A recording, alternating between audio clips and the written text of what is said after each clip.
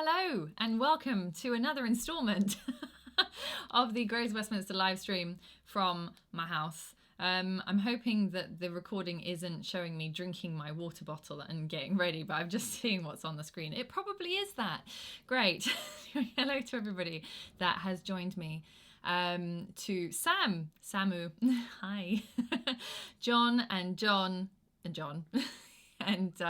Terry, and Richard and Robert and David and Jack and all of you other people who haven't written hello but are here. Thank you for joining me this afternoon. It is Tuesday, I believe.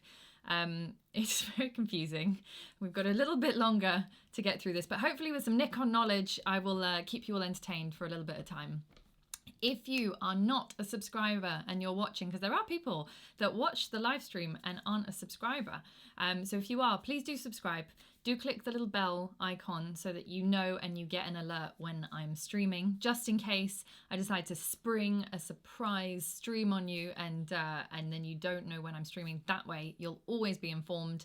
Hi to Peter and Nick Han, and Gary and Steve and Eves. All welcome. Today we are talking about perspective control lenses. I have no sound. I hope that's not true. And you check. Can everyone tell me whether or not you can hear me? Because according to my computer, there is sound. So unless you've got me muted, which is quite possible, there should be sound. I'm always slightly alarmed when someone says that there is no sound. Yep, sounds okay where Steve is. So John, maybe you've got me muted. But you won't be able to hear me. There's an icon that you need to click. Maybe someone can. Great. All right. So before I forget, please do, if you are enjoying our streams and want to contribute to the coffee fund, look, my neck is working. It's a miracle. I went to an osteopath and I did all the things that people suggested and it was fantastic and I'm so much better now. So thank you to everyone who also sent me an email. It was just actually wonderful to get emails from people saying, oh, you should try this and try that. It all worked. It was great. So if you want to contribute to the coffee fund, please do click the super chat little icon there, the little $sign. I will try and prompt you throughout the stream if I remember, but kind of once I get underway, I just forget. So I will try and also remember to prompt you. But if you are enjoying the streams, please do contribute to our coffee fund by pressing that $sign. Right, so today I'm talking about perspective control lenses. There are surprisingly a large number of uses for these lenses. You may know them to look like this. This is an 85mm. I've also got a 24 to hand, but this is the modern version. I don't have a 19 to hand, unfortunately, but it has a slightly more domed front element, so you can't put a filter on that. But of the sort of standard range of perspective control lenses that Nikon have now, they have a 19 and a 24, and then they have a 45 and an 85. And the 45 and the 85 are micro lenses, which means that they are one-to-one reproduction. So the subject is projected life-size onto the sensor with the 45 and the 85mm lens. And they have slightly different purposes. Oh, yay! Thank you, Terry. Yay! Thank you for your contribution to the coffee fund. We're going to fill up that little cup throughout the course of the stream. I'm also going to make sure that you can see what I'm showing by looking at my actual feed. Right, so this is the 85. I did some shots with this. I've also been using the, if I can not tangle it up on my chair, the 24. There is also, as some of you may know, there is a manual focus version of these lenses. My camera's now readjusting focus. That's slightly annoying. This is a 28 f4. There is also a 28 3.5 and there's a 35 2.8, I'm going to say, older version perspective control lens. I'm going to talk to you a little bit about the differences between those shortly, between these ones and these ones, because there is a difference in the way that you use them and also what they are used for. So first things first, a lot of people don't understand how these work. So I'm going to just tell you first of all how they work. So if you imagine when you take a picture, the plane of your sensor, and I'm going to use an f6 because I can't get dust on the sensor if I expose this. So the plane of the sensor, or the film plane, obviously is flat, right? So when you point it towards a subject or a building, you get a nice flat object. But generally, when we take pictures of buildings, we tilt our camera upwards a little bit. So then what happens is the vertical lines on those buildings start to converge a little bit. So in order to avoid that, what you need to do is get a lens that can shift. And I'm going to show you how that works. So let me just make sure it's all unlocked. So the 85 I've got here is not generally used for architecture, but I'm going to show it to you anyway. I'm just going to, this light is flickering something awful, so hopefully it will. They're all manual. Yeah, I'm going to talk about the caveats shortly, John. Don't worry. Don't worry. I'm relatively prepared for this one. So if you have a look at this lens, now if you see that the bayonet actually shifts up and down like that. So when I put that on a camera, if I keep the camera straight, I can actually shift the lens on the camera down and up. There's a few caveats that I have. I've written a whole list of them for using these lenses. So if there's something that you think of, don't worry, I will cover all of the good and the bad upsides and downsides to using these, and also show you some sample pictures. Unfortunately, in Sussex, there are no skyscrapers. Fortunately or unfortunately, I'm very glad that there's no skyscrapers. But it did mean that I couldn't go out and do any architectural shots, really. The buildings are all very low and small here. All for hobbit people, as someone said the other day. Yeah, all for very little people. So I did go out into the forest, but so that I was doing some trees and stuff. So I'm going to give you some examples using that, but I've also got some examples from the Nikon website, just showing you how you can use this lens for architecture. Oh goodness, thank you to Nick Can. That's an Irish coffee, €2.29. That sounds very nice, an Irish coffee. And thank you to Richard for the Norwegian. I don't know how much that is. I don't know how much that is, but thank you very, very much. So yay, thank you. The little glass over here will fill up eventually. It has a bit of a delay on it. Right, so when we're talking about using these for architecture, we're taking the flat plane of the sensor, we're pointing it towards the building that we want to take a picture of, and then rather than tilting the camera upwards to get the building in, we're just shifting the lens up. See that? So it shifts. So it looks like that, which is very weird. The other way that you can use it is this lens actually turns around. Look at that. So now I can have it slightly squiff to the side. So if you're in a situation where you've got a building or any kind of interior architecture or anything like that in front of you, and you can't move your physical camera to get everything in, then all you do is you tilt or shift this lens in order to do that. Not tilt, shift. I'm going to talk about tilt in a minute, just shifting. Oh my goodness, Studio Reen, €4.49. Maybe that's another, maybe a French coffee or an Italian coffee. Thank you very, very much for that. This cup's going to fill up nice and quickly. All right, so then once you've got your shift or your tilt, your shift direction correct, so when you're shooting, for example, portrait, you would maybe want to shift up and down. Usually if you're shooting landscape, you might want to shift left to right, but you can actually move this lens around. So I'll just show you that again. There's a little lock or release on here, and the lens actually moves in 30-degree angles. So you can turn it all the way around without taking the lens off the camera, which is super handy. I am going to show you some examples of, these are from Nikon because I didn't have architecture that I could show you. But here is an example in which you might use a PC lens. This is with the 19mm PC to get this massive space, which generally speaking, you'd probably end up having to tilt upwards, but rather than tilting upwards, they've managed to get it all in there. Let me, I made it very big, this screen. Right. This is another very good example because ordinarily, if you shoot with a normal lens, you'd end up with these verticals completely converging. So there's another word that they use for it. I think it's called keystoning, which means that essentially the building starts to lean upwards. You get that vanishing point effect, which you don't get when you use a PC lens because they've managed to shift the lens upwards to straighten out those lines. Here is another one. This is the staircase. Also, this shows you the effect of what is also known as an infinite depth of field. It's not really necessarily infinite, but there is a way to get a much wider depth of field than you would normally get with a normal wide angle lens. Here's another one. This is kind of interesting because of the angles on this building, but again, it could look even weirder and you wouldn't necessarily be able to get all that in, so that's worked out quite nicely. Another one with staircases. These are all on the Nikon USA website, by the way. I took them from there, and this is actually the website that I'm showing you now. So there you have it. That's some examples on how you can use it for architectural photography. There are other uses for that, but shifting sideways can be used so that you do not appear in a mirror opposite you. Yes, that I didn't do that. I did think about it, but I thought maybe didn't want to do any selfies, to be honest.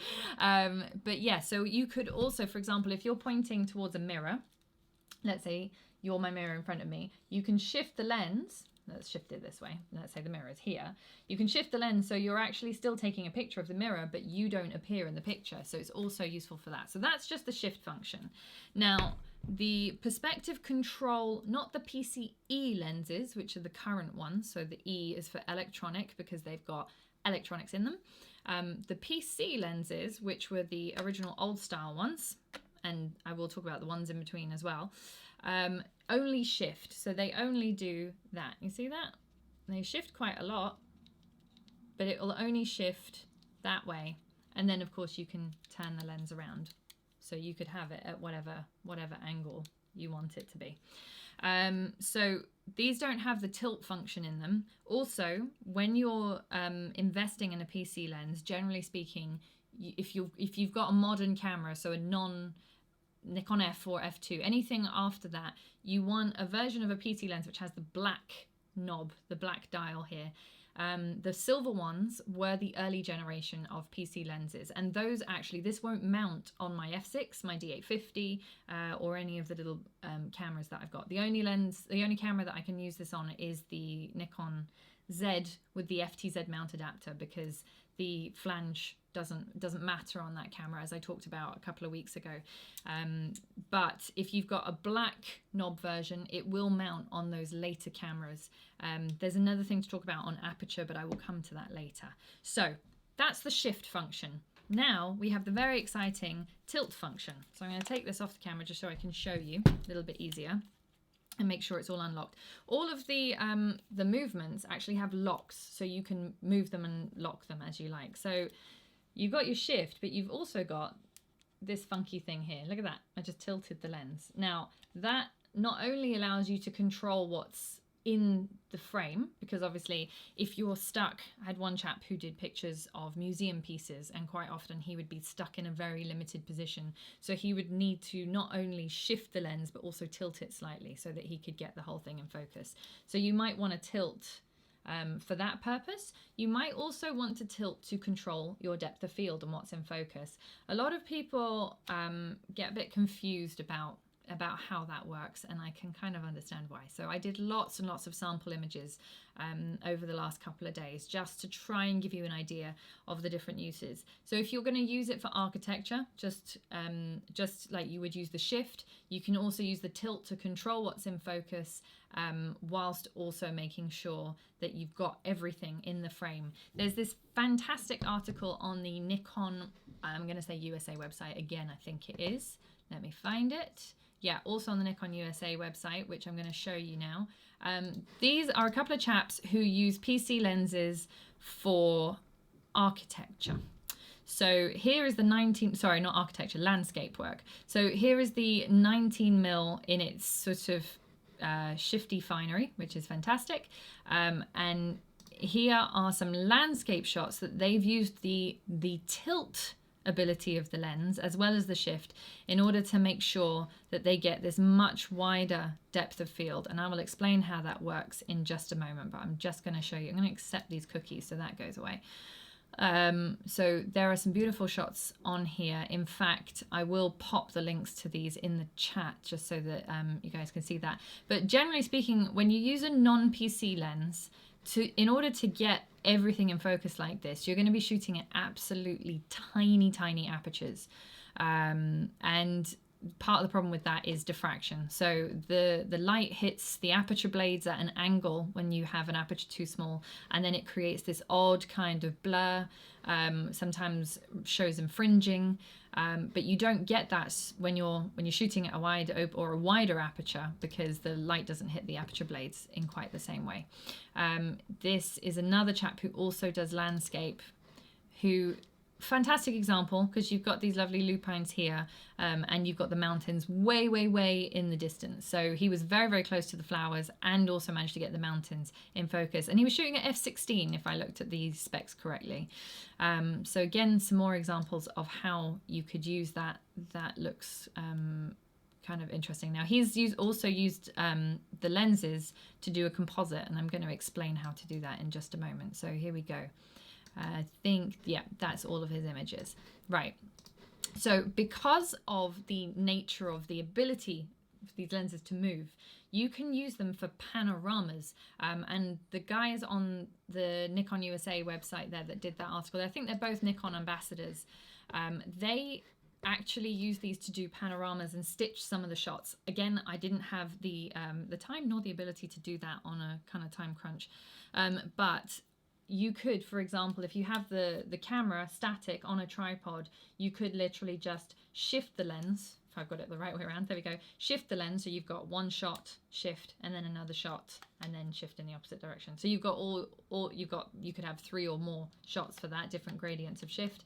And the same with the tilt. If you wanted to do, for example, a even wider shot, you could use the tilt function to do a panorama as well. So some of those shots on there are done as composite shots where they stitch them together in a few ways. David Part Exchange says PC lens to get the Z6. I'm sorry. Might be this one that I've been using, who knows. So the 85 and the 24 are the two that I've been using. The 24 slightly more so. The 85 is quite a tricky one. I used that for some product photography last night, and I will show you those shots as well. Another thing that you can do with these lenses is use them for product photography. So close-ups, I'm going to show you just based on some samples that I did, not necessarily the most beautiful photos in the world, but this is a picture. Let me shift that there so you don't have to look at your own comments. So this is a picture of just a kind of marsh area near where I live, and this was me head on to this tree, and as you can see, it chopped off most of the sky, but when I shifted the 24mm lens, I actually got the rest of that little dead tree in, and the sky, all without actually moving. I myself didn't move, I just shifted the lens. So that gives you an idea of that effect. But you can also use it for depth of field control. So here is a tree, and I then tilted the lens, and now a completely different area of the frame is in focus. These are not, you know, scientifically perfect or anything like that, but it does give you an idea of how you can shift the depth of field from one side of the frame to the other. So you see that's on the right side of the frame, that's on the left side of the frame. It's very confusing because you sometimes have to shift in the opposite direction and tilt in the opposite direction to what you think you're supposed to. Not shift, but tilt. Just another couple of examples of, this is very overexposed, but a couple of examples of how you can be very selective with your depth of field. And again, so this is some wild garlic on the side of the path there, and I was just very carefully selecting that part. Now, when talking about the infinite depth of field effect, this is a really boring picture of a fence. And I apologize for that. But I thought I would give you an example. So this is without any tilt or any shift whatsoever. This is with a shift, with a slight tilt in one direction, and then this, which has the whole fence in focus, almost, I was shooting at 3.5, but almost the whole fence in focus was with a different type of tilt. So it's kind of interesting how you can control the depth of field so that you get essentially an infinite depth of field. The guys who are doing landscape photography, obviously they're set up on tripods. I didn't do the whole thing where I took out my tripod with me and did a whole bunch of landscape shots. Also, it was getting quite late and I didn't want to stay out after hours.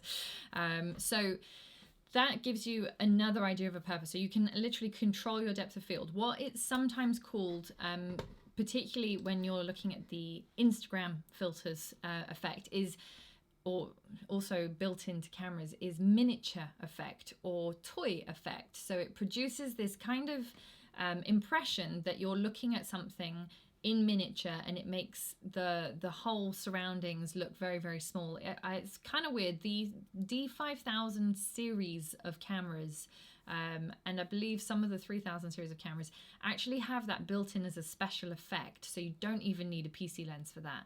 If that's the kind of thing that you're doing, then you don't need to buy a PC lens. The PC lenses, I would say, very much recommended if you're a landscape or an architecture photographer, or if you do that at some point in your photography life. Maybe not so much if you just want to have a play with that particular effect, because that effect can be replicated also in post-processing. Instagram, for example, have a vignette control option when you upload your pictures, so you can quite literally just pick a spot that you want to be in focus, and it will blur out the rest. So, but if you've got the PC lens, obviously it will produce a nicer quality picture for doing that, and it's quite fun for macro. Andy asks which one I would recommend to start, the 24 or the 85. It really depends on what you're going to use it for. If you're doing a lot of landscape, maybe a fair bit of portraiture, but mostly landscape, architecture, wide angle, then the 24 makes sense. If you're mostly doing portraiture or product photography, then the 85 would make sense. But there is also a 45, and that's a happy medium. So potentially that one, I didn't have that one to play with, but you might find that interesting. Technically, you are changing the focus plane rather than the depth of field. Exactly. So now comes the slightly techie bit. So essentially the way that these work is the PC lenses, because of the way that they tilt and shift, they will allow more light onto your sensor. So rather than changing your aperture in order to gain more depth of field, instead you're shifting the plane of focus. And I've got some examples to show you. So thank you, Baxter, for prompting me to my next point. Let me make sure that I've got my screen ready. Here we go. So yeah, very boring picture of a fence, but you got the idea. That one. So no sweets were harmed in the making of this. Yes, I ate one, but then I left the rest, honest. So this just shows you without any tilt or shift effect applied to the lens. This is with the 85. This was just straight across. You can very, very clearly see out of focus, out of focus. This is the plane of focus at 3.5. Now, when I shift to one side, you can see how the plane of focus shifts over there. Look at that. It just moved. So I didn't move the lens. I didn't change the aperture. I just literally shifted the lens. Now shifting to the other side, again, now the plane of focus has gone over there. One of the caveats with these lenses is they do produce vignetting. In fact, you can see quite clearly as soon as you start to shift, you can see the vignette. And it does even say in the instruction manual for these lenses that it will produce some vignetting. So you just have to either edit it out, or in my case, you leave it in. If you're wondering why these are also stark and bright as well, I also had left my camera on the vivid setting, mainly because I wanted it to look a bit more exciting. But anyway, so everything is quite bright and punchy in these pictures. Now, product photography. You can use this for product photography. You can control what is in and out of focus in your product photography. So here is a fairly mundane picture of a necklace. This is shot at f3.5, and as you can see, only this is in focus, and the rest of the necklace is out of focus. Now I shifted both the angle that I was shooting at, but also the focus plane, and still at f3.5, this whole thing was in focus. I'm sure I could have done it better, but I was playing with different options. So that gives you an idea of how you could use it for product photography. And in fact, I know a lot of people that do use these for product photography. There's a guy on YouTube who uses these PC lenses for most of his product photography. Some Nikon, so he also shoots in medium format, so he's got various other cameras that have these tilt shift effect lenses. But but essentially it allows him to control the portions of the subject that he wants both in and out of focus. John, who is a regular watcher and contributor to the stream, does a lot of product photography. John, I don't know if you've got your website handy, but please do put a link in there. John uses PC lenses for his product photography, amongst other things, and he probably could say better than I can how helpful they are or useful they are. Now, just reading the comments, because I can't read the comments while showing pictures at the same time. You can see the plane of focus clearly with focus peaking on the Z7. Yes, now, so I did a lot of shots with the Z6 and these lenses. And you can actually, if you use focus peaking, which I talked about 3 weeks ago, I think, now, maybe. I talked about it in one of my streams. And it's also on the YouTube video that we posted on using manual focus lenses on the Z cameras. The focus peaking is incredibly useful. It's actually, you've actually got it on the D850 as well, but only in live view. With the Z cameras, you've got focus peaking both through the viewfinder and on the back screen. And you can see with the little peaking highlights, you can see the focus plane shift. It's fantastic. The next batch of shots that I'm going to show you I used that a lot. Okay, so how would you compare these shift lenses to 4x5 adjustments? Now, I don't know, because I've not actually used or done that, but as I say, there is a chap who I'm trying to remember his name. I'm not very good at remembering people's names on their YouTube channels, but if you type in perspective control examples into YouTube, there is a chap who does a lot of very high-end product photography, and he uses 4x5, and he might actually be able to show you how that works. He's got quite a few videos up there. There is John. He says hi. If John can post a link to his website, if you can, there is a huge selection of product photography shots on there, which will give you an idea of what you can do with some of these. I don't know, John, if you list what lenses you use, but I know that you do use PC lenses sometimes, so maybe that will be helpful for our interested viewers. So the last use, I wouldn't say the last use, but one of the uses. So we've got architecture, panorama, product photography, and portraiture. What is she talking about? Why would you use a weird lens like this for portraiture? I have some rather unwilling models in my house, and I managed to take some shots of them. The reason that you might use this or the 24 for a portrait shot is because of that depth of field control. So yes, you've got the ability to straighten the lines and all that kind of stuff, which is fantastic. But you can also, because you're shifting your plane of focus, foreground, background, for example, so you could have a subject quite literally 10 meters behind your main subject, and if they're in the right plane of focus and you've shifted it correctly, they will both be in focus without you ever having to change your aperture.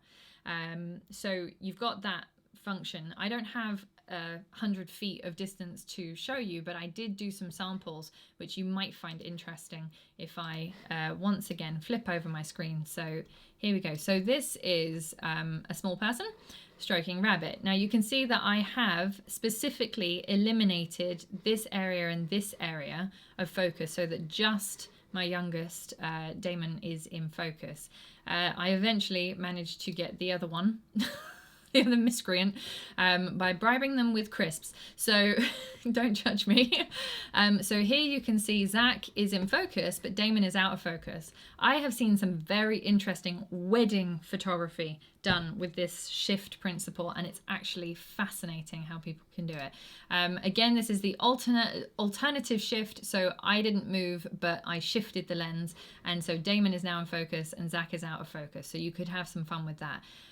Last couple of shots here of portrait work is Zach is clearly behind Damon by quite a bit, and I was shooting wide open at 3.5, but because I shifted the focal plane, I actually managed to get both of them in focus in this shot, which is kind of interesting. And last one, slightly more extreme example so that you could see it. Zach is a good couple of feet in front of Damon. I didn't quite nail the focus here. I should have moved a little bit, but I didn't. But we all make mistakes. But Zach is in focus and half of Damon is in focus, which you can see with the areas that are in focus versus what's out of focus, that the focal plane shifted, and even though I was still shooting at 3.5, they both managed to be in focus. As I say, there are a number of wedding photographers who actually use these lenses. So they will have, for example, the bridegroom and the bride together, and then everything else in the frame will be out of focus, or there'll just be a strip that's in focus, or they'll do just the bride with, you know, the bridegroom hugging her and stuff, but just the back of her dress is in focus. Really beautiful artistic shots, and I think that there are a huge number of creative possibilities for these lenses. So hopefully that gives you a bit of inspiration on the portrait front as well. Now to refer to my notes, because there was so much to talk about with this. So there we go. Caveats, sorry. Nice and prepared.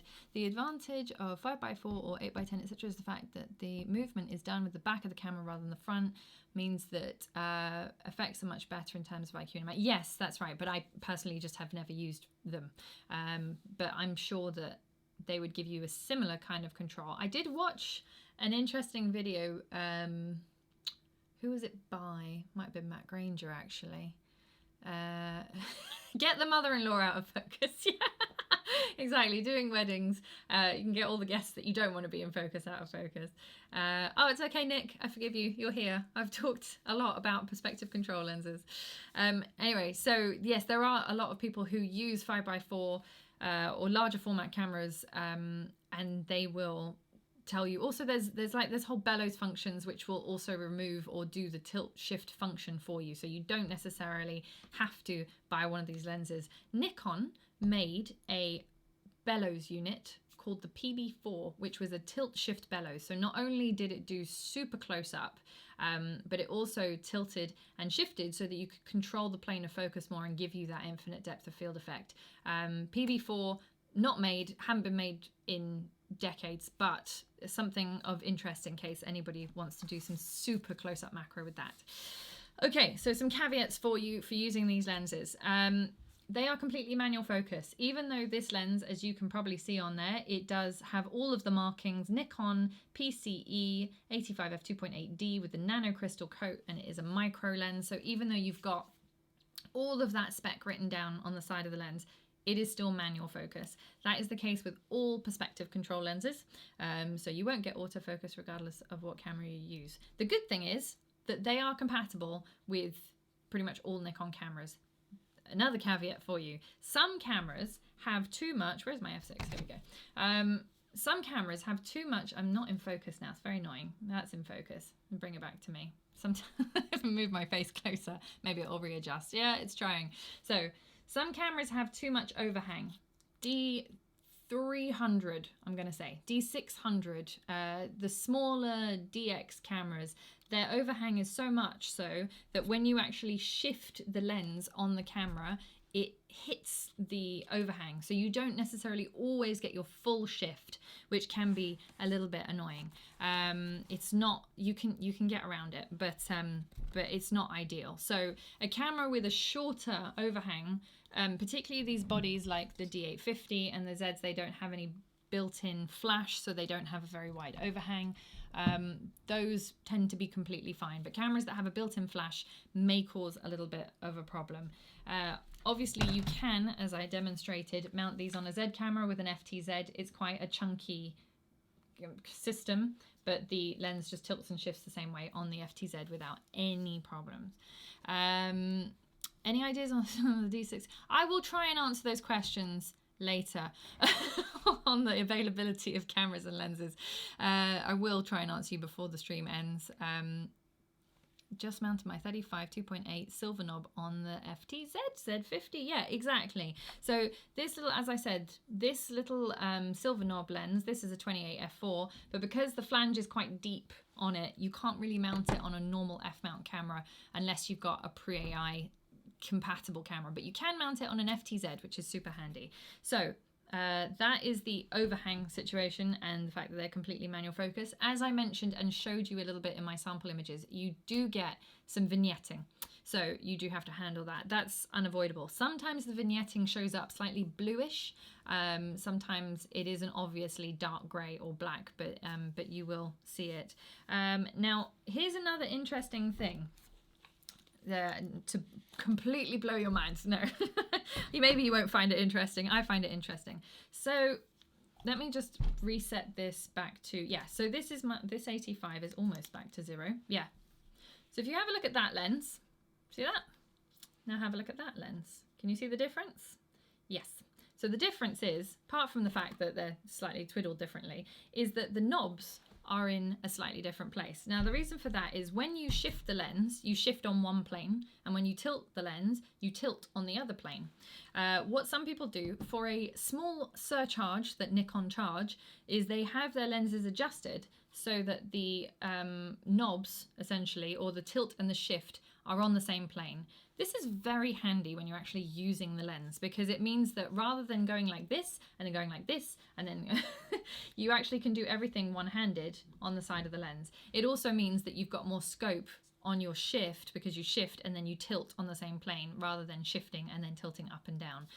So if you are going to buy one of these lenses and you think that that would be useful for you, then Nikon will do that adjustment for you at their recommended Nikon service centers. I don't believe that any other service centers do it. Fixation may now do it, actually. I spoke to Barry a few weeks ago before all this started, and I think he said that they were now doing it for the 19mm lens. So it's possible to get it done there as well. Now, aperture control. If you've got a body that, an electronic body, and you've got a PCE lens, it's no problem. You just put the camera on and you've got aperture priority and all of the settings that you would normally use. You control the aperture from the camera. There's no problems. With the, sorry, John's just saying with the 19 you can do both. I thought I'd read that. I actually thought I'd read that, but then I thought I don't want to promise because I don't have one to check. So with the 19mm, I suppose it's actually, they've managed you to tilt and shift it. You know, there are some Samyang perspective control lenses, believe it or not, that had this from like years ago. So I was quite amazed that Nikon never did it. But I guess with the 19mm, I'm trying to remember it, I guess you can both twist both parts of the lens, which means that you do get both tilt and shift on the same plane. So that makes sense. Thank you, John, for clarifying that. That's super handy. Right, so talking about aperture control. When you've got electronic bodies and electronic lenses, so the PCE types of lenses, you've got full compatibility. You don't need to twiddle with this aperture. There's an aperture ring on the front of this lens here, like that. You don't need to play with that at all. The aperture ring is completely independent of the bayonet, so it will open and close the lenses when you're on manual bodies. So with the older bodies, like for example, a film camera, you can use these on film cameras, no problem. But then you will have to open and close your aperture manually. With the older bodies, you have to push this button to stop down the lens when you want to take the picture and open and close it. Because the camera, obviously, when you're trying to focus and adjust, it can't, if you're shooting f32, which is the smallest aperture, you wouldn't be able to focus. It would be just too hard to see. So essentially the button will open the aperture for you so you can focus, and then you push it again and it closes it down. Those are for older bodies, not digital bodies. The little PC older version lens actually has the aperture mechanism on the front of the lens. So if I can twiddle it, here we go. It's kind of like a push and twist system. So for example, I would, let's say, want to shoot at f22, just hypothetically speaking. If I shoot at f22, that aperture, if you can see it, is completely closed. Now I want to focus. Oh no. But the good thing is that I've got a quick open function so that I can focus. It opens the aperture up, and then I just slide it to the aperture that I've set to close it down before I take the picture.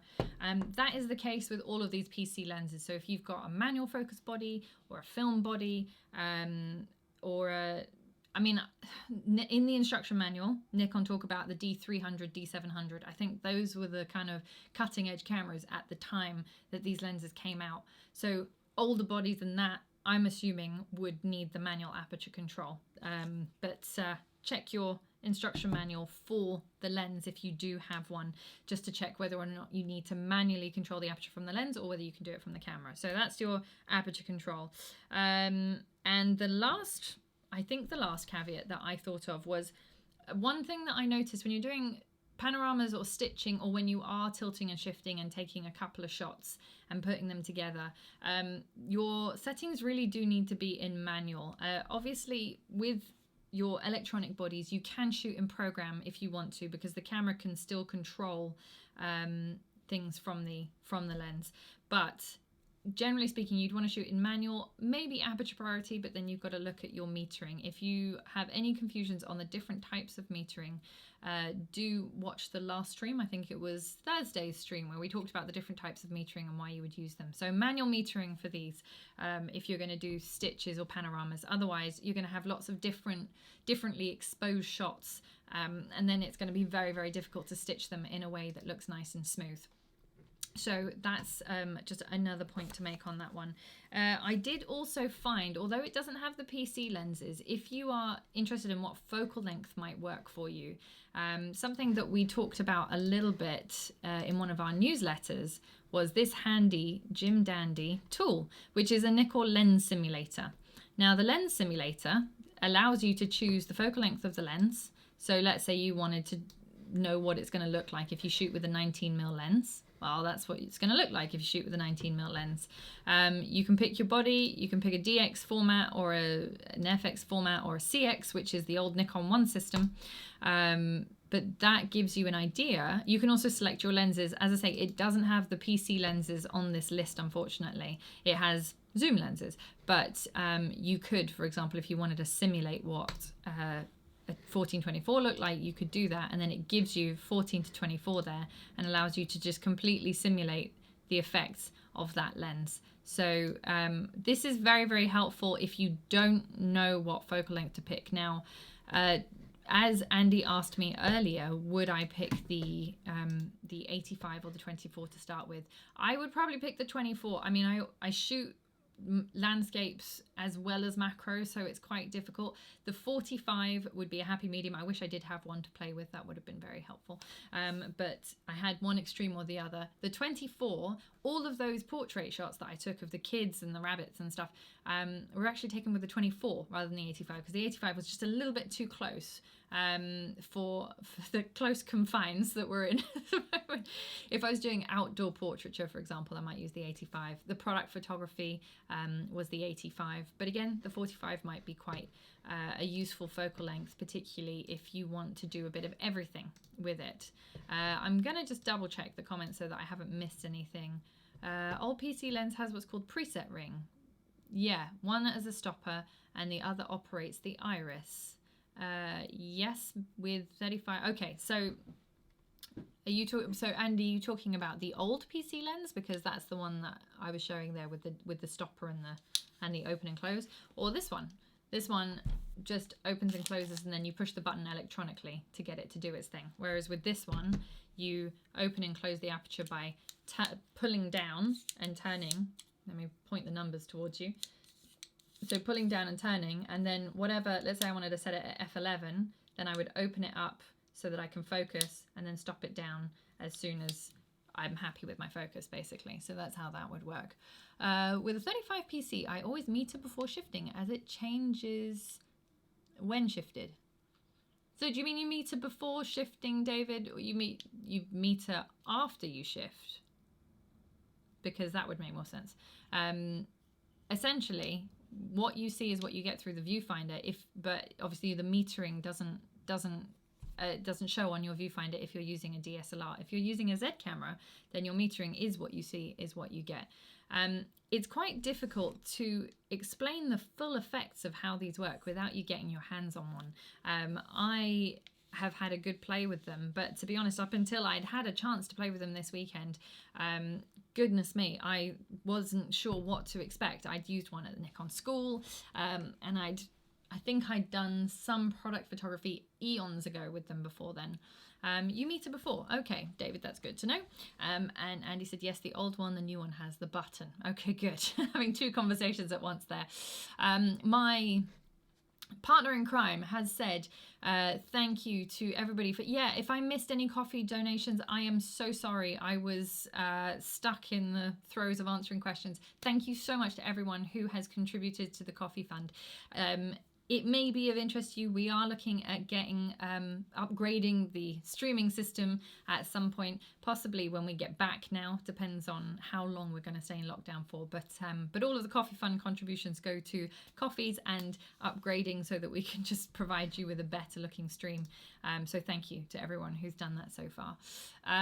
Right, I am going to answer some of these other questions. So Nick any ideas when the D6 120 to 300 2.8 will be available? This is a slight diversion off the subject at hand. I will try and incorporate it into that. So all of the new releases from Nikon, as far as I've been told, are scheduled now for mid-May. The only one that is currently available, or not, I wouldn't say available, but that is shipping in small quantities, is the Nikon Z 20mm f1.8. We are getting tiny allocations of those, but all of the other lenses like the 24 to 200, the 70 to 200 Z, the 120 to 300 and the D6, all of those are on waiting lists, and they will be May at the earliest before we see them. Nikon have said mid-May, but it might change. If you want to be on any of our waiting lists, please do drop me an email. I look after the waiting lists at the shop, and I do try wherever possible to get them to the people that need them the most. The D6, for example, Nikon Pro users, Nikon Pro Services registered people get some kind of extra priority. So if you have an MPS number, then also include that for me. Oh, thank you, David. Thank you. Yay. So thank you, David, for another contribution to the Coffee Fund. This is super. I hope that you are all super in finding this really interesting and useful. As I say, there are quite a lot of caveats to using these PC lenses, but they do have a lot of very interesting uses. Most people kind of look at them and go, oh, they're just architectural lenses or they're just for landscape. But in fact, they are for so much more than that. And actually, I think I found a new kind of portrait and product photography lens and a macro lens that I didn't think I would use before. Really, lots of macro is the one thing that I haven't had a chance to do recently, but I will try and do that with one of those and maybe upload some pictures to the Drive folder. Speaking of which, please don't forget to upload your photos to the Drive folder. I've had some fantastic contributions to that, and I'm so glad that you're all contributing to the Drive folder. So if you get a chance, go in there, add your photos, comment on other people's photos, please. It's like Instagram, but just for the cool people, just for the people that watch the stream. I will also work out another competition for everyone to do so that you can take some photos from the comfort of your own home and participate in that. That is pretty much everything that I had to cover on the subject of PC lenses. I'm just going to check that I haven't missed anything. Nope. So well, no, not really. I mean, I could talk for a long time about these, I suppose. So architecture, interiors, landscapes, street cityscapes, any of that kind of stuff, you want to probably look at a 24 or a 19mm PC lens, or if you're going to go for one of the older lenses and you just want the shift and not the tilt function, then there is the old manual focus black knob, don't forget, 28 and 35 PC lenses. If you have a silver knob, or if you buy a silver knob or invest in one of those, you do have to use it on a Z camera with an FTZ, or a camera that is compatible with the pre-AI lenses because of the flange. So that's that. And then if you want to use it for product photography or portrait photography, then the 45 or the 85, I'd say, is generally recommended. Those are both micro lenses, so they will give you one-to-one reproduction, and also will just allow you to get a little bit closer in on the subject.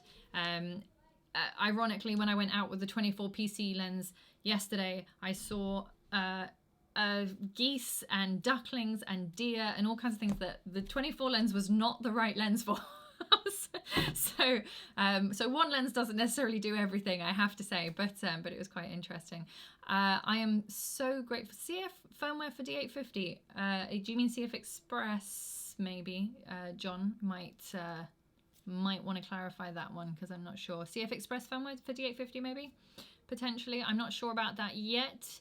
I'm so glad that JKS Photo had response from me. I am still answering emails for those who are sending out emails. Thank you to everyone who also sent me emails about my neck the other day. I was very touched that people were concerned about my well-being. And yes, I'm wondering on Ireland, it's very tricky with those new releases. Unfortunately, I just don't know what is going to happen with those, but we are still shipping out. We're shipping out once a week at the moment, so anyone who places an order, your order will be shipped the following Monday. Unfortunately, that is all we're kind of allowed to do at the moment, but we are sending things out. We're packaging them all up on Monday, and then the couriers come and collect between Monday and Tuesday. So if you have been placing any orders online and the stuff is in stock, then you will get it within a week usually. Thank you to everyone who's been placing orders, who's contributed to the coffee fund. You're all amazing. Thank you for joining me this afternoon. I will be doing another stream on Thursday, all being well. I have some topics in mind, but as always, send me your questions. If you have questions and I'm not answering them, send them to me again. Steve, I have to do a shout out to Steve Neal, who has sent me a fantastic email on the subject of astrophotography. So all being well, if I've got myself together by then, I will try and cover astrophotography as a topic. I'm also going to try and do some more generic topics, because obviously PC lenses was quite specialized, and I think last week I did quite a specialist one as well. So I want to make sure that I also cover things that everybody can enjoy and participate in. But any other questions, drop me a line, and otherwise, thank you so much for joining me this afternoon. I hope you have a wonderful rest of your day and tomorrow, and I will see you all on Thursday. Don't forget to subscribe if you haven't, and click the bell icon, and I will see you then. You're welcome. All right, take care. Bye.